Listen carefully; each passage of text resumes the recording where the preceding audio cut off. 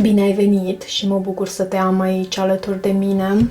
Hai să vedem care este situația dintre tine și această persoană la care tu te gândești, pe care tu o porți în suflet, ok? Astăzi. Au venit două carduri. Văd o nesiguranță și schimbări care pot să vină în calea voastră, o anumită perioadă de tranziție, o anumită perioadă în care voi să vă simțiți ușor nesiguri. Dar în ceea ce vine înspre voi este această energie a căsniciei, a unei uniuni, dacă nu căsnicie, a unei uniuni sacre. Poate urmează această uniune sacră între voi. Există și anumite atașamente și în această perioadă de tranziție, asta voi trebuie să lăsați în urmă cu acest card schimbare și tranziție, anumite nesiguranțe în forul vostru interior mai mult decât în această conexiune, decât ceea ce înseamnă această conexiune, și e nevoie să adresați aceste nesiguranțe, aceste atașamente, aceste lucruri de care voi vă agățați. Sunt lucruri de care vă agățați și într-un mod nesănătos. Hai să văd acum ce ai tu să transmiți acestei persoane. Ce interesant! Will this pain ever stop? Ai această întrebare pentru această persoană. Va înceta vreodată această durere? Și e posibil ca această durere să fie și din cauza faptului că nu reușești să te exprimi pe tine, poate lucru cu energia din chakra gâtului, din chakra a cincea îți poate fi de folos.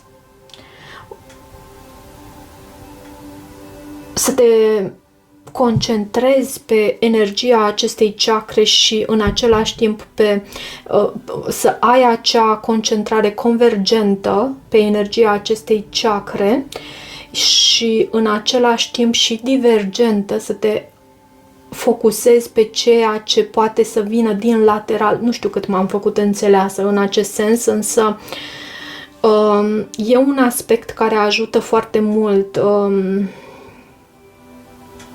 Călugării budiști practică această meditație și această concentrare pe centri energetici, atât convergentă cât și divergentă, deschisă.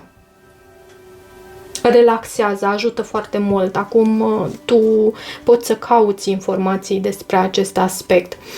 Însă mesajul tău pentru această persoană este: va înceta vreodată această durere pe care tu o simți în această conexiune?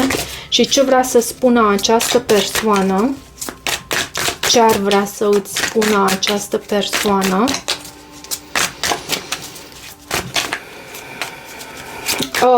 Posibil să ai de-a face cu o persoană și mai impulsivă, în felul în care amestec părțile. Asta mă face să mă gândesc să ai de-a face și cu o persoană ușor mai impulsivă. Și vorbind despre impulsivitate, am primit câteva carduri, multe chiar, și văd aici la această persoană faptul că îi este frică să te piardă. Aproape că putem să facem citirea doar din aceste carduri. Și acest mesaj, primul pe care l-am primit din partea acestui om, este acela că îi este frică să te piardă. Și conștientizează faptul că tu meriți mai mult. You deserve better. De asemenea, această persoană ar vrea să îți spună, vorbim despre impulsivitate, nu? Și faptul că tocmai am pomenit acel cuvânt, impulsivitate, care aduce după sine o energie, bineînțeles, impulsivă. Astfel și cărțile s-au arătat aici. Într-un mod impulsiv. Ai de a face cu o astfel de persoană. Dacă s-ar întoarce în timp, această persoană, dacă s-ar putea întoarce în timp, această persoană conștientizează faptul că ar acționa diferit pentru această conexiune. If I could go back in time, I would handle us differently. Și am mai primit aici, sper să nu distrug ceva în setup. Mi-aș dori să pot fi o persoană diferită. Mi-aș dori să pot fi o persoană diferită. I wish I could be a different person. Se simte blocată această persoană. Sunt blocat. Nu știu cum să procedez pe mai departe. Și asta pentru că pe undeva a greșit. Și universul i-a dat bloc. Și asta pentru a-l determina pe acest om să revină la programul său și să vadă unde a greșit. Mi-aș dori să pot să fiu ca tine. Asta ți-ar spune această persoană. I wish to be like you. Îmi doresc să pot să fiu ca tine. Și nu doar mi-aș dori, îmi doresc să pot să fiu ca tine.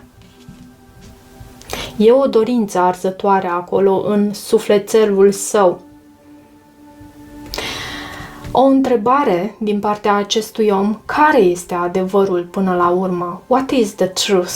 Care este adevărul? Poate are anumite nelămuriri în privința acestei conexiuni, în privința felului în care tu ai acționat. Și nu poate să înceteze, să se oprească din a se gândi la tine. Nu poate să se oprească din a se gândi la tine. Ok, au mai venit și aceste cărți, nu am să le primesc, însă acestea erau întoarse și a trebuit să le adresez energia. Hai să vedem ce este cu această perioadă de tranziție între voi. Ce este cu această perioadă de tranziție? Ce se întâmplă aici? De ce această perioadă de tranziție? 2 de cupe. Pentru că Universul vrea ca voi să fiți împreună. Vrea ca între voi să existe acest parteneriat. Și avem și pajul de cupe. Poate cineva trebuie să își ceară iertare în această dinamică între tine și omul acesta. De ce 2 de cupe? Pajul de cupe. Și am amestecat de 2 ori pachetul și a avut așa o dorință de a se arăta și am zis hai să-l adresez, hai să-l iau. Și era pajul de cupe, care anterior era la baza pachetului. Pajul de cupe vorbește despre curiozitate, despre deschidere, comunicare și comunicare din aceea de la inimă la inimă, nu doar cu mintea să adresăm aceste probleme, să ne gândim, da, dar să și simțim, să ne exprimăm adevărul acela simțit din inimă.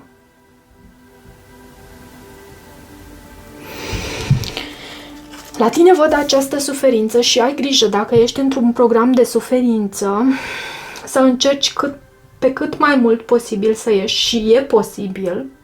Pentru asta trebuie să înțelegi cum simte o persoană plină de compasiune, cum simte o persoană plină de iubire, cum simte o persoană plină de inspirație, cum simte o persoană îndrăgostită de viață. Și atunci când te surprinzi pe tine în acest program de suferință, pentru că nu știu dacă toți, dar cam toți avem acest program by default și uneori cădem în aceste tendințe de a ne plânge de milă, și nu spun că tu nu suferi, tu suferi, dar ești în această frecvență care îți aduce din exterior alte evenimente care te face să suferi și mai mult. Tu trebuie să îți ridici vibrația, să intri în acea vibrație a îndrăgostirii de viață, în care universul să îți ofere și mai mult din acea îndrăgostire de viață, să îți ofere și mai multe motive pentru ca tu să te simți îndrăgostită de viață. Pentru că e posibil, viața poate fi trăită și altfel. Și noi putem crea rai aici pe pământ. Cum putem noi să ne bucurăm de raiul de dincolo când nu suntem capabili să creăm rai aici pe pământ? Cum?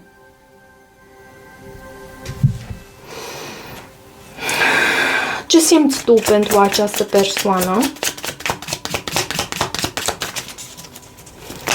Ce simți tu pentru această persoană? Hai să vedem ce sentimente ai tu pentru această persoană. 3 de cupe. Îți aduce bucurie. Atunci când te gândești, e raza ta de soare, e raza ta de lumină. Atunci când te gândești la acest om, te gândești cu drag. Te gândești ca la o sărbătoare, momentele petrecute cu acest personaj și cred că nu sunteți împreună, de aceea tu ești și în acest program de suferință. Cred că nu sunteți împreună. Și am văzut până la urmă acest I am blocked. Aici, la această persoană, există și foarte multă nesiguranță în ceea ce privește stima de sine. Hai să vedem sentimentele acestui om. Ce simte această persoană pentru tine? Ce simte această persoană pentru tine?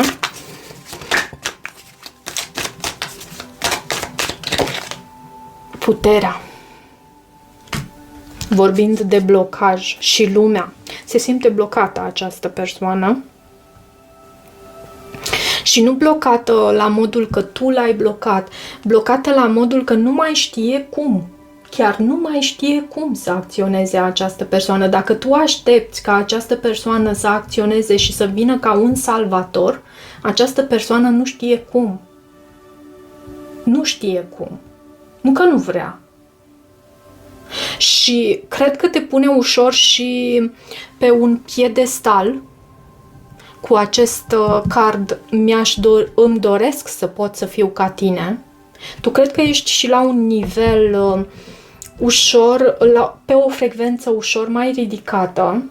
Nu cred că sunteți pe frecvențe total diferite, pentru că nu ați fi avut contact unul cu celălalt. Nu ați fi avut această conexiune. Dar însă la tine e un nivel, o frecvență ușor mai ridicată și parcă stă în puterea ta mai mult să ridici această persoană. Și asta nu înseamnă să te transformi tu în salvatorul său, cât să-i inspiri. Să inspiri această persoană să aducă schimbarea în viața sa. Ce previziune avem între tine și această persoană? Ce previziune avem între tine și această persoană?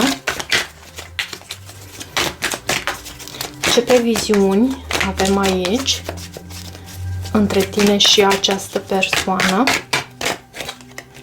6 de monede. Este cartea reciprocității, doar că am văzut și 4 de monede la baza pachetului. De ce 6 de monede în previziuni? La la, 10 de spade și îndrăgostiții. Asul de monede. Îmi dă sentimentul că unul dintre voi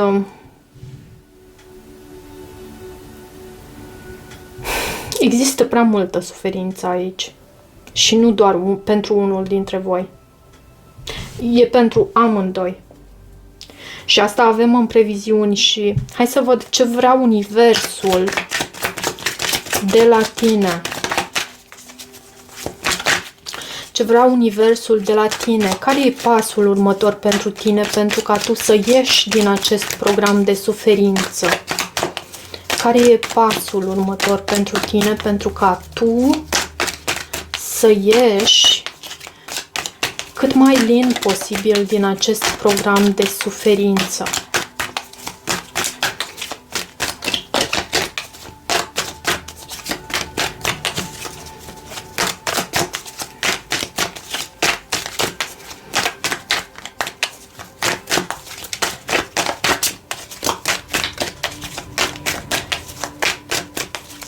Nu vor să iasă cărțile. Pasul următor pentru tine este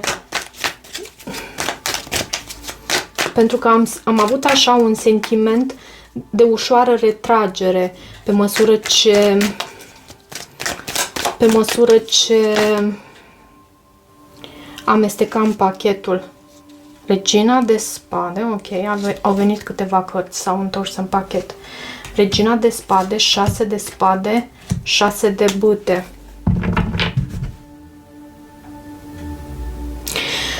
Și pajul de bâte la baza pachetului.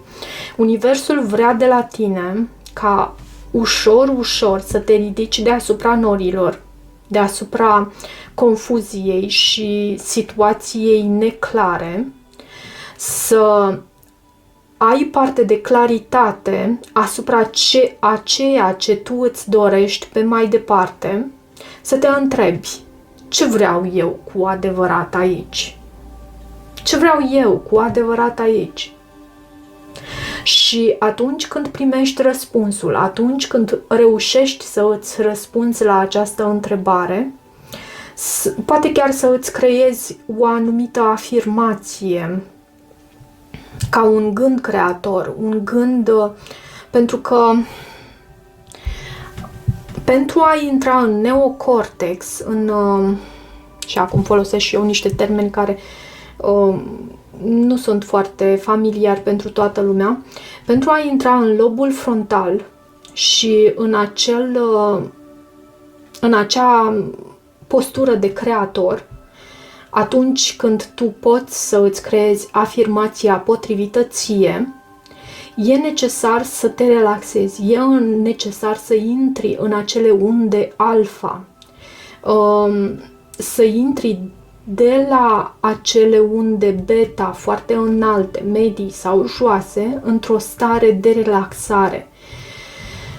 Și acolo tu de-abia pentru asta ajută foarte mult meditația, dar chiar și dimineața sau seara când vă puneți la somn, noi ușor, ușor trecem la o stare mentală de unde alfa și acolo voi vă puteți cunoaște foarte bine programele pe care deja le aveți, acel program de suferință, deja le aveți de suferință și să vă autodepășiți, pentru că atunci când voi vă surprindeți pe voi că eu sufăr acum, eu sunt într-un program de suferință, pasul următor este acela de a vă întreba: cum pot eu să ies din acest program de suferință? Cum pot să am parte de progres și de reușită? Cum pot să reușesc eu în această dorință a mea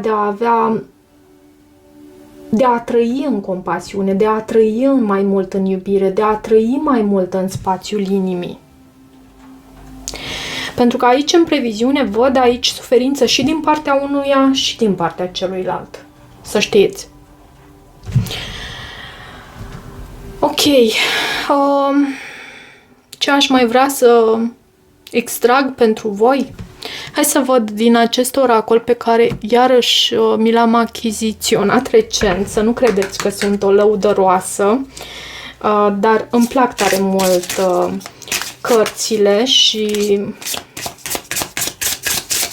investesc în așa ceva. Hai să vedem ca un sfat pentru tine din partea Universului. Un ultim sfat pentru tine din partea Universului în această conexiune destul de grea și de încercată. Ce sfat avem pentru tine?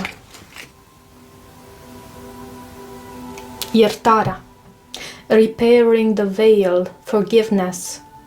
Iertarea este foarte importantă aici. E ca o cheie prin care tu poți să deschizi ușa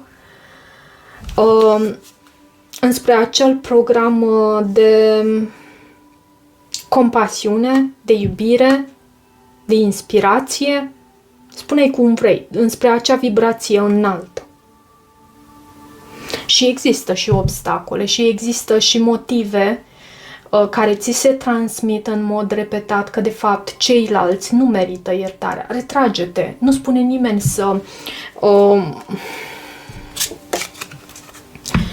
să interacționezi în continuare cu persoane care, și aici nu știu cât e vorba despre această persoană, cât e vorba de mai multe persoane, de oameni, și e mai greu atunci când e vorba despre familie, e mult, mult mai greu, pentru că nu poți să te retragi cu totul din familie. Însă, dacă e vorba de jobul tău, de prieteni, de amici care sau cu care ai o dinamică care te face să te simți că mereu și mereu, de fapt, tu primești motive să suferi în loc să primești motive să